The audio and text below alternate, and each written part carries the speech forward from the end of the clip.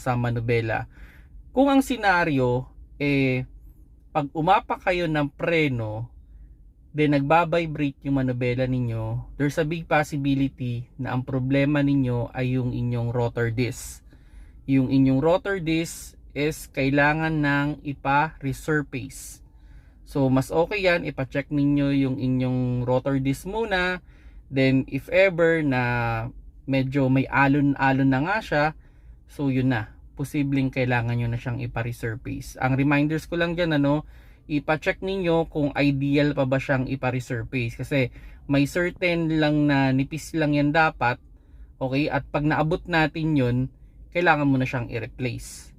So yun yung pinaka-idea, no? Pero halimbawa, scenario naman is, kahit hindi kayo umaapak ng preno, nagbabibrate yung manubela. Pwede namang ang kailangan nyo naman doon is tire balancing, or pwedeng yung gulong naman ninyo ay may bukol. Pwede ring may problema rin kayo sa wheel bearing.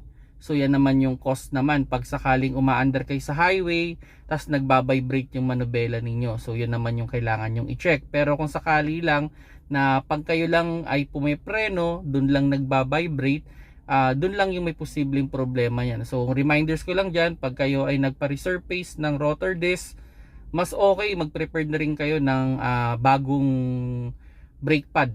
Okay? Kung sakali man, kung medyo makapal pa talaga yung brake pad ninyo, ipahasa nyo rin yung brake pad ninyo para pag nilagay na yung bagong rotor disc na bagong resurface, maganda na rin yung inyong brake pad. So